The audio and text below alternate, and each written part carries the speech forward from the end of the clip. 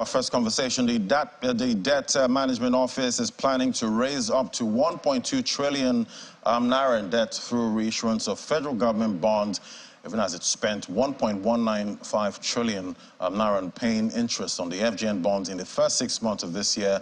Data from the Debt Management Office shows that Nigeria's total debt stood at $113.4 billion as of June 30th. In August, President Bola Tinubu has declared that Nigeria will no longer sustain an economic philosophy that ensures the wastage of 90% of its revenue on external debt service. Meanwhile, the Senate talked about a comprehensive strategy. Let's talk now on the details with Emmanuel Onasimi, lead partner at Cardinal Professional Services, joining me right here in the studio. Great to have you. Good morning.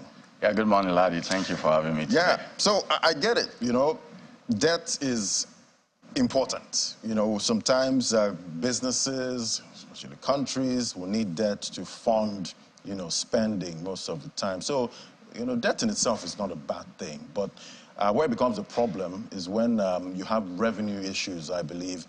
And looking at Nigeria now, how do we avoid using 90% of revenue to fund, you know, our deficits? That's through debt.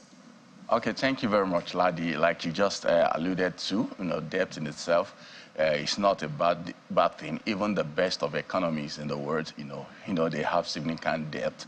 You know, they are running the economy. Debt is an instrument that is expected to use by the government, to be used by the government to stimulate the economy. You know, when you do it in that manner, you are doing it sustainably. You know, you get to a point where you begin to use debt to service debt, or debt to service recurring expenses, and not infrastructural development that will stimulate the economy. That's where the situation becomes problematic. You know, and there have been a lot of ideas. Oh, Nigeria's debt situation is not bad yet. We have not hit our 40% debt to GDP ratio. But why that conversation is true, and I alluded to the fact that Nigeria is still on the path to sustainable debt, you know, structure. But the conversation is, how have we used the debt we have received in the past? You know, have we used it for the purpose of economic growth? You know, Reinhardt and Rogoff in 2010, in their publication, they confirmed that, look, the relationship between debt and economic growth or sustainability is non-linear. You know, when your debt portfolio is low and you take more debt, yes, it's expected to stimulate the economy if you put it in the right aspect of the economy. But when you begin to hit higher level of debt, you know, in a manner that is not stimulating the economy, then it becomes problematic. You know, the best way to appreciate the Nigerian situation, Ladi, is to kind of, yes, they said sovereign debt is a bit different from personal debt, but look at yourself. You obtain a debt and all your salaries you used to pay debt. You know, what kind of misery will be going on? You know, that's kind of misery level, you know, that in quotes Nigerians are experiencing because the government have not been able to use debt in a manner that stimulates the economy. Yeah, we have some earmarked debt, like the Chinese debt, you know, based on the DMO statistic that are earmarked to some particular projects. But significant of the debt that we have taken in the past have not been used in a productive manner. Right, and I do hope that, you know, individuals don't have this kind of problem, because I can imagine, you know, spending 90% of your income, you'll be in misery. Servicing debt. Even though I know these loan apps, you know, are all over the place right now, and Nigerians are having to deal, you know, with so much debt there. But what comprehensive strategy can solve this, you know, debt issue, so that we don't, you know, get that famous kiss of debt on the forehead? Yeah, so I think the first thing is responsible governance. You know, our government needs to become responsible. And when I mean responsible, we need to be sincere about our economic policy direction and what we want to do for the people. And when I say the people now, the masses. You know, because when you take debt for the purpose of just servicing some personal interest, that is not equal to responsible governance. You know, we need to first be sincere with ourselves as a people and say, government, we want to do this for our people. And secondly, I think Nigeria also needs to toe the direction of other countries that have responded to the situation of the fact that global economy and global income globally is shrinking. and they are looking at their, equity base as a nation, their asset base as a nation for the purpose of opening up, unlocking liquidity. The problem with governance is liquidity. If you can guarantee liquidity, you will be fine. But over the time, we are so fixated on oil revenue as our whole solitary source of income, and maybe where there is no oil revenue, we run to debt and say, hey, so party, come and give me debt, public, come and give me debt. But we need to be more creative. And that's where the economic team needs to have a roundtable, have a sit down and say, how can we unlock liquidity from our balance sheet as a nation? Look at some assets that Nigeria have. Look at the case of the Nigerian refinery that have been moribund. That is a significant level of assets. Based on the publication made by the Ministry of Finance Incorporated, we have on paper that Nigeria has over 180 trillion worth of dead assets.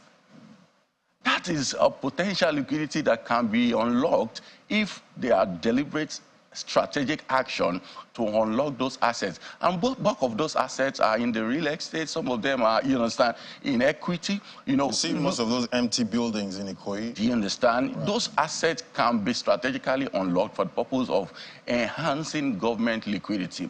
A classic example is the example of the Saudi Aramco. Look at the way the government of Saudi Arabia is unlocking liquidity through the equity of that entity, and more thinking in that direction needs to be happening at the, at the boardroom where they are discussing this issue of debt. Going the route of increasing our debt year on year is no longer sustainable, because what it means is that government will not have the fund to put into economy to stimulate it. So we need to shift our focus and say, while we are still asking oil revenue to go up, can we possibly unlock liquidity with our balance sheet? India has done something like that successfully. I'm also aware that Brazil has done something like that successfully. Why are we not looking in that direction? Right, and definitely the government needs lots of revenue right now. And as you did mention, that's be creative, at this time to unlock, most of those revenues. But looking at the current revenue, is there a way that the government can manage the current revenue, maybe by cutting its coat to its size and, somehow getting things done even with our current revenue? Because we did hear there at Labour talking about, watching how the government is going to cut cost of governance. How are you seeing that? Yeah, so sadly, one of the things that aggravated, our debt position is the devaluation of the Naira. Sadly, when Naira became poorer, that means your obligation also was blown up, as a matter of that. So I'm glad that before, you invited me in, you had that conversation from the Labour, trying to hold government accountable on cost-cutting measures. Because the truth is, we cannot say we are not earning enough and we are not looking inward to possibly reduce the cost of governance that is already bloated. You still see some special advisors to governors still running around, with a double-digit number of vehicles, in their patrol, and they are all burning fuels, at that exorbitant rate. That is not sustainable. So we need to reflect and say, at this moment, we need to run a shrewd economy that will unlock opportunity for our people. And we did see, Sarah also, talking about most of his senators that are former governors.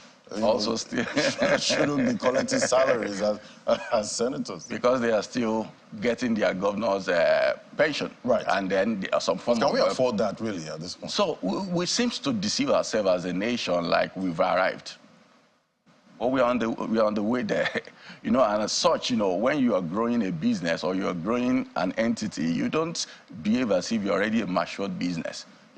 Just like a private business will look inward and say, I'm growing an entity, there are some things that I can't afford, I have to be shrewd in a manner. The same way, we're on a journey to prosperity as a nation. So you cannot be comparing a senator in Nigeria with a senator elsewhere. In fact, the senators in Nigeria are maybe one of the most, comfortable or prosperous, quite rich, rich, senators across the world for a nation that is yet to feed its people successfully.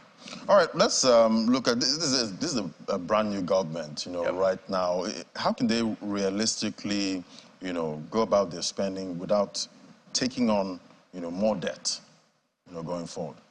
Yeah, so like I was saying, apparently there are some, if you look at that portfolio of debt assets, There are some that you know that they are no longer viable. You have to dispose them. You know, the truth is that privatization or disposal of government asset is not in entirety bad. You know, if you know or you've recognized as a government that you cannot manage or participate in this, you dispose them. Some of them, out of that 180 trillion worth of assets, you convert them into some concessionary arrangement where government has some form of participation. You know, just like the case of Saudi Aramco I mentioned, you know, equity participation. From there, you unlock liquidity into governance, you know. And I also believe strongly that, you know, there's a lot of things going on in the international politics space. And if people in charge of our international policy are pretty, you know, interested in using the opportunity going on in the international politics space for the benefit of Nigerians, I think we can renegotiate some of our debts. You know, we can also get some other player that wants to have Nigeria on their side to also refinance some of our debts. You know, these are some of the creative things that you need to look holistically, not just from one angle and say, oh, let's just go for the next debt. There are some things that needs to be going on the table for the purpose of making sure that, no, there is liquid cash to run governance. Because if government do not stimulate the economy, it will go worse. The experience of Nigeria will grow worse, and that will not be good for the nation. All right, and definitely the macro issues are still there with rising inflation, and we still have the issue of currency devaluation at this time. And we have a new CBN governor. What would you say should be the point of action, you know, going forward, you know, looking at, you know, the CBN leadership right now? Okay, for me, I think in the past, you know, CBN has dabbled into many things that they ought to not to dabble to. For now, I will advise the CBN governor to focus on monetary policies, you know, and especially when it comes to arresting the falling naira and what can be done immediately in order to do that. Because many things are hinged on that, because Nigeria as of today is still a net importer. You know, and if you are importing and your currency is the worst among the pack, you know, there is no way you will be competitive within your economy, and your people will be experiencing a significant inflation. The inflation Nigeria is experiencing today, according to MBS, is a food-led inflation. That means that because the price of food is increasing, price of everything will increase. You know, if I have to buy my food 100 naira higher than the price, I will increase my service provision fee. The person supporting me too will increase his own fee. So it's a food-led inflation. So government has to find a way to ensure that, you know, if food is attacked in a way that everybody can afford food, at least, you know, everybody will be sane. And then you can then begin to attack the other aspect of the inflation. Especially transport, definitely. That's another big one. Well, so much to unpack there, and definitely I'm looking forward to a time where we see more demand, you know, for the naira and less. You know, until we start producing. Exactly. And we can't start producing until government begins to subsidize all the factors of production. And that's the way. In any economy all over the world that is producing, the government is deliberate about subsidizing factors of production. Because if the factors of production is way high, your people cannot produce. So that's where, you know, where the policy of removal of subsidy and removal of devaluation of naira may have had significant impact on Nigeria, because the cost of energy blew. All the factors of production were just going aboard. Right. You know, this government has a lot. You know, so much to do at this. So there must be drastic efforts to subsidize. And it has to start immediately at this point. Thank you so much, Emmanuel Nosimi, lead partner, Cardinal Professional Services. Great having your perspective. Thank you very much, Ladi, for having me. Thank you. All right, after the break, we'll take a look at what to expect for investments in Africa as AFSIC kicks off in London. That's in a moment. Do stay with us.